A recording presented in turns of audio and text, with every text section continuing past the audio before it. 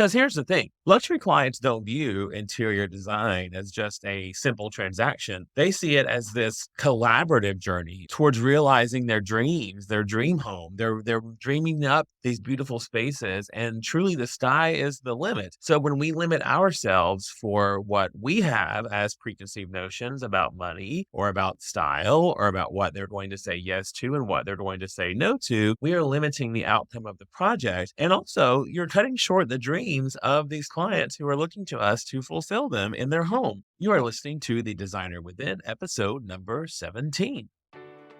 I'm John McClain, and welcome to the Designer Within podcast, the business-minded podcast created for creative entrepreneurs by a creative entrepreneur. That's me. I know firsthand the challenges, but also the victories that can come with our careers. And I'm here to sip and spill the tea with you. It's time to dive deep within yourself and redesign your own business and your life from the inside out. Together, we will uncover secrets and share valuable insights. So prepare for a transformative experience, my friend, because it's time to unleash the designer within.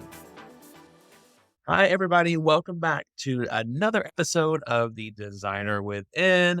Happy to have you here. Fall is in the air. Halloween is here. It is right around the corner, and we're all getting ready for that changing of the seasons that personally I love so well. Now, if you are at the end of the year and perhaps you're planning for next year, maybe one of your goals is to reach more luxury clients. And maybe your goal is to know how to work with those luxury clients. So I compiled a short and sweet episode for you today that is pertaining to just that. It is servicing those luxury clients and changing our mindset about what those luxury clients are actually looking for. It is not what you think. And in the world of design, luxury clients really represent a unique and almost coveted segment of our market. These luxury clients not only want beautiful, wonderful spaces, but an entire experience that caters to their tastes, their desires, and their lifestyles. And these are really high-end lifestyles typically. Contrary to popular belief, however, money is not the sole driving force for these luxury clients when they are deciding which interior designer to work with. Instead, what they're wanting, in my experience, it's all about creating a meaningful connection and really a deep understanding of what their values are, what their aspirations are, and really, truly their expectations with their project. And for us to truly serve luxury clients effectively, we designers must create and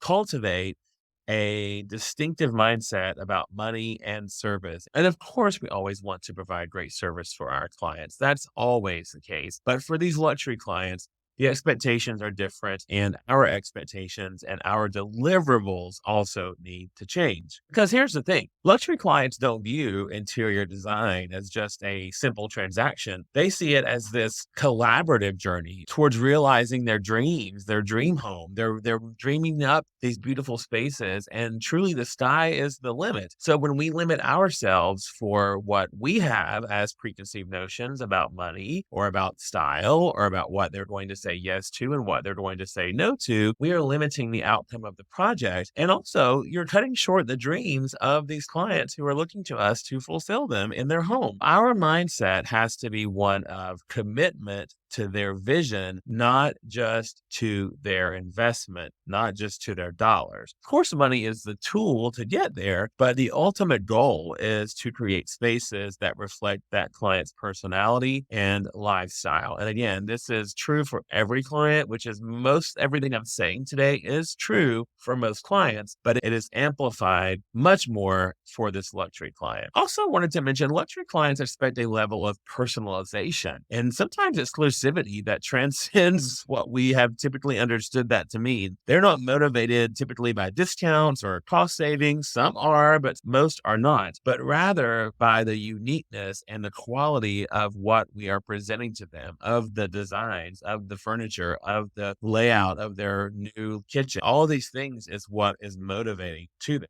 And as a designer, you should focus on tailoring your services to meet this unique requirement, which usually means some custom custom solutions and one of a kind designs. And so these luxury clients are really where we can experiment with new things. We can push the boundaries. We can try out new products. We can try out new vendors. Or maybe there is a dream chandelier that you've always wanted to put into a home. Present that to this luxury client because that is your client. And again, it's not only because of the dollar attached to it, it is the quality behind it. And I want to speak to that as well. They also consider working with us as an investment, not an expense. Luxury clients see interior design as an investment that they are spending on themselves, on their family, on their home, and they're willing to allocate pretty substantial resources because they understand the long term value. There's that word value that you've heard me say a million times, but they do. They understand that long term value that a well designed space can provide. So if you approach your work with the mindset of adding value, and that could be through increased property value, that could be improved quality of life, or both, really, and speak to that to your client. Talk about the ROI, return on investment, because most of the clients that we're working with at this level are going to understand the return on investment conversation. And you should also discuss the long term benefits of what you are doing for them. Resale value is going to increase in their home. We once had a client, and I believe the home was 6.5 million when we were going in to renovate it and work on it. And around a million was the investment that the client spent on the house. They then had the house reappraised about a year later after the renovation. And the clients told us that they had increased their value by over $2 million.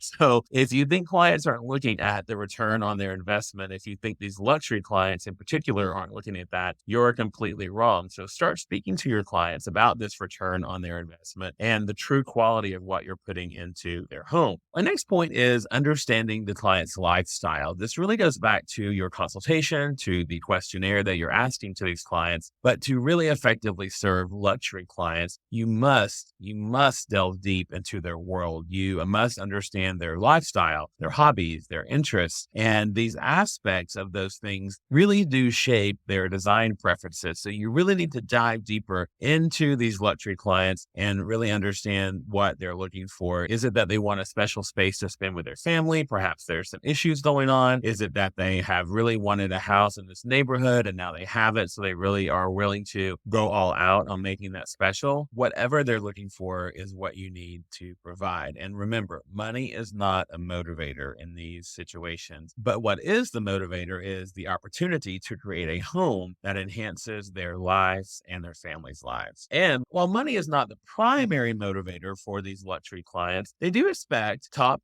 notch quality and unparalleled creativity. They do want us to bring our A game. They want us to bring the best products, and they want us to tell about these products, why these products are great, why we chose this particular furniture piece. And we should really always strive to incorporate innovative and high quality materials, as this really does align with what these clients are wanting. I remember a client who we were working on their home and we had decided to put a large sectional in their family room. This particular client had seen one at a really high end store, a sofa that I know very well, you know very well, and retail is about $44,000 on this sofa. Beautiful sofa, comfortable. We could actually have recreated that sofa for around $15,000 to $20,000 for this client with my custom manufacturers that we use. However, this client wanted that sofa.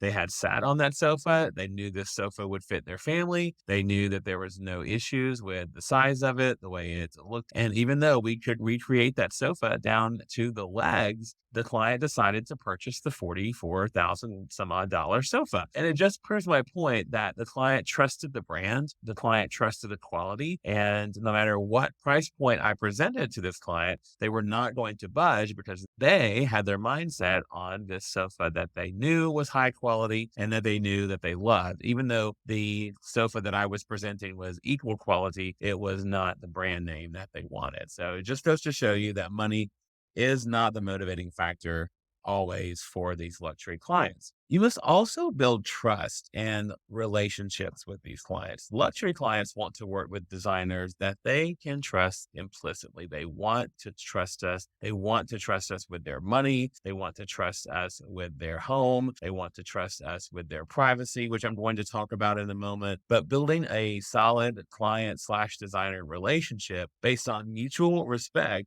and trust is essential. Money becomes secondary, honestly, when the trust is established because clients understand that you are committed to their best interests. Most luxury clients also have a keen eye for detail. They really, really do see everything. They did not get successful on accident. They got successful because they know what they're doing and they have a very, very good eye for things. Even though they're not interior designers, they have a very keen eye for those details. And they appreciate designers who are meticulous in their work. Every aspect of our service, from project planning to the final installation and the last fluff of the pillow, should reflect a constant and unwavering commitment to precision and excellence. I also want to remind you to have processes in place to share with your clients. Let them know that you have processes. I have an 18-step process that I follow, and I share that with every client, but specifically with these luxury clients who are expecting us to be organized, and they like to know that we do have a process in place. So share that with your clients. And also, I would invite you to solve any problems before you even discuss them with your luxury clients. Be one step ahead of your clients, and they're going to appreciate the fact that, yes, there might have been an issue,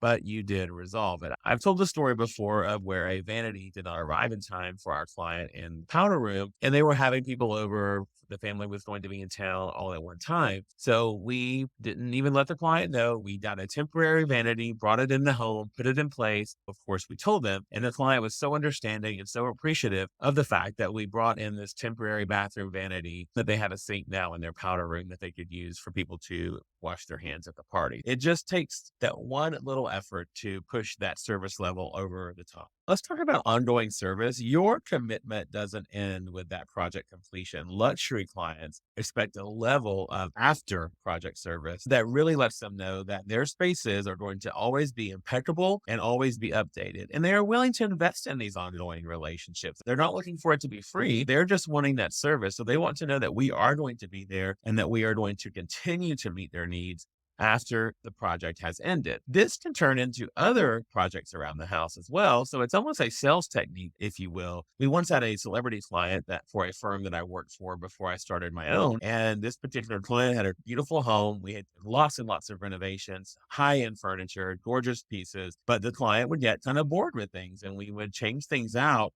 Not the entire house, but sometimes in an entire room, we would definitely change things out every 6 to 8 months. So this client was one of those clients that really expected that level of service, did not even question the financial aspect of it, but they wanted to know that we would always be there to serve them. And of course, we were. The next thing I wanted to touch on was the money mindset. And I've talked a little bit about money mindset with you all. And I know I talked about it a lot in my online coaching program, but the mindset around money can significantly impact how we as interior designers interact with our potential clients. Believing that because we don't have a lot of money and that we can't afford our own services does not mean that our clients cannot afford our services. And this is just going to lead to this constant self-sabotaging cycle that you're going to bring onto yourself. And this perspective can create several issues that might cause you to lose potential clients. For instance, you might overlook these clients because of your preconceived notions about, oh, they can't afford this. They would never pay this much money. And you're going to push them aside before you even ask them. So you're losing business before you even have the chance to bring business in based on your preconceived false, might I say, false notions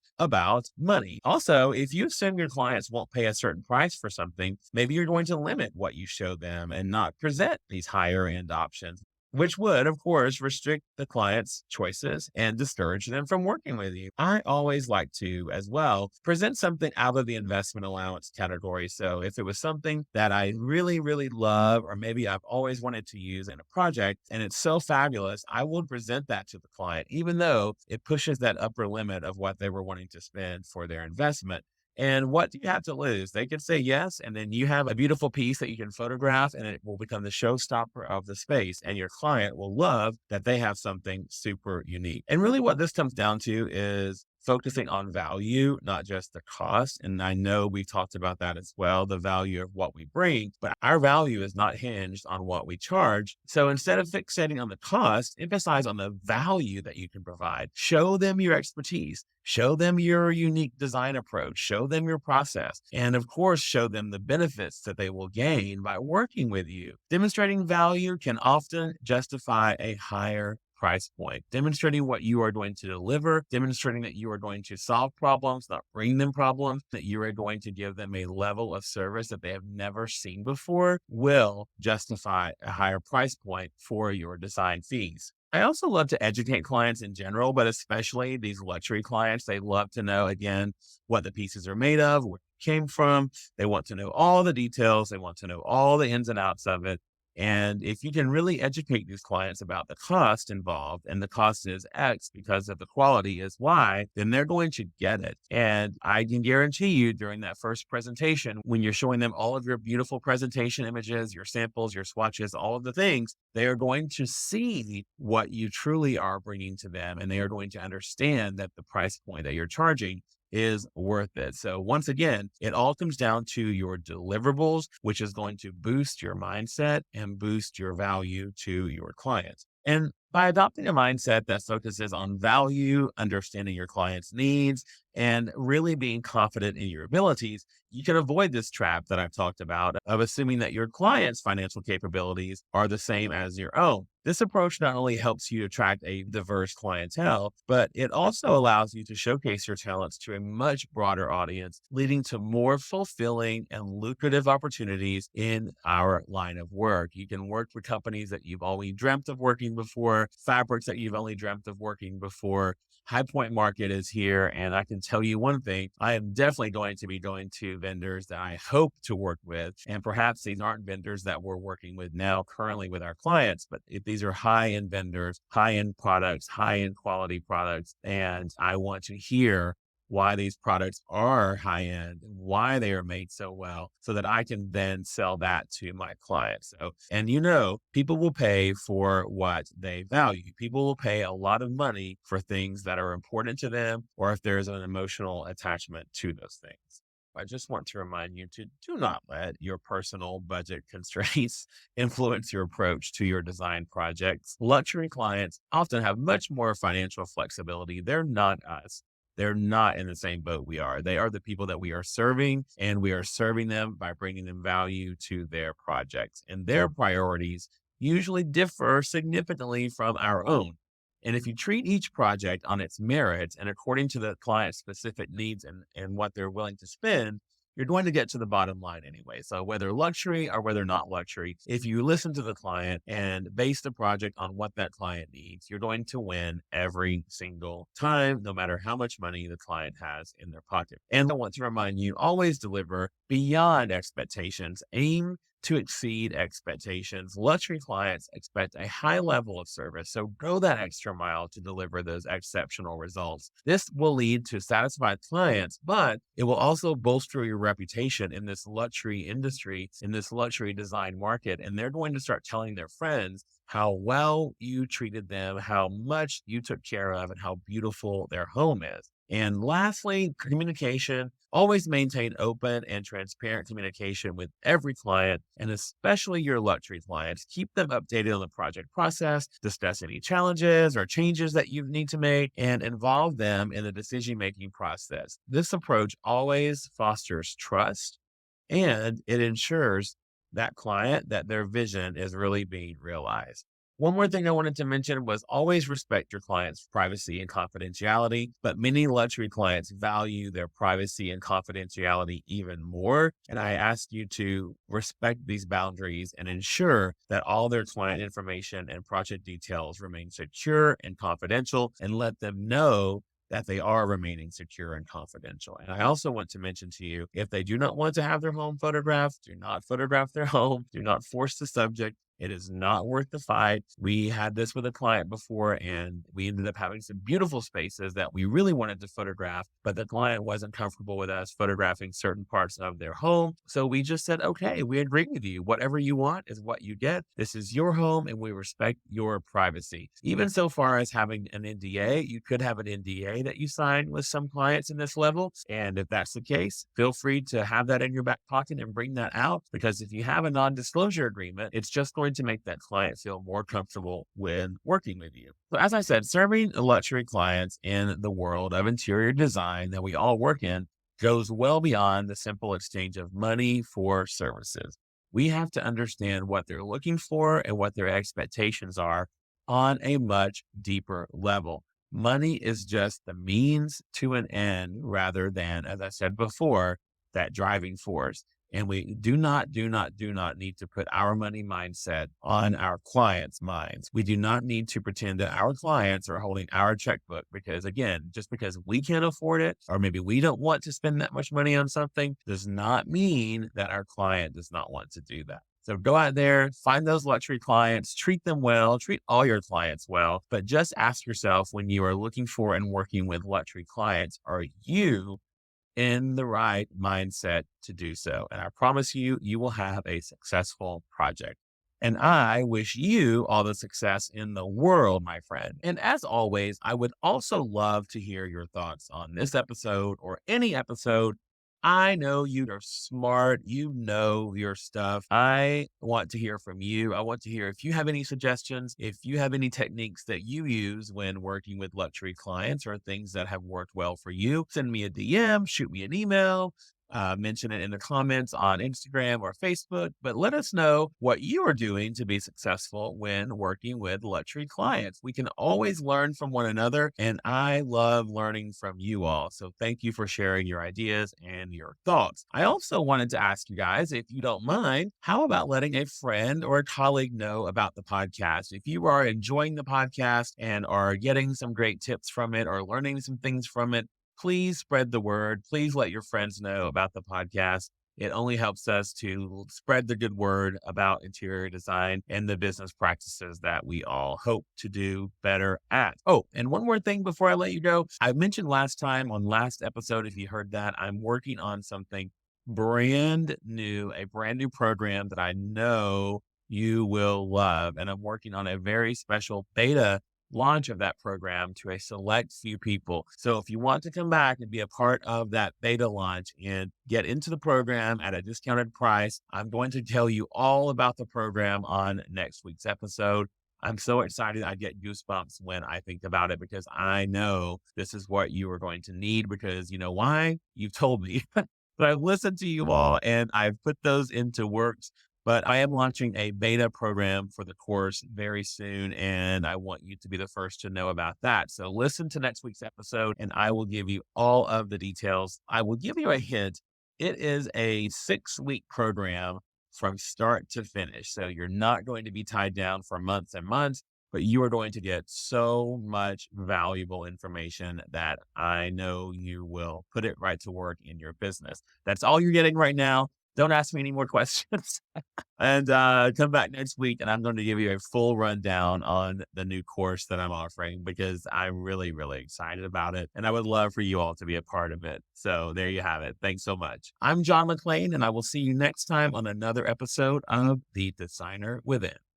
Thanks for sticking with me to the end of the Designer Within podcast. It means the world to me. If you're ready to dive deeper into the topics that we've discussed here, be sure to check out my online courses and coaching program, The Designer Within Business. You'll join other like-minded creatives in various phases of their own businesses, whether just starting out or career veterans who are enjoying the freedoms and profits that can come from an organized and structured business. Now's the time to make the change for you and your company, and I'll be right by your side the entire way. Learn more at johnmcclain.co. That's johnmcclain.co.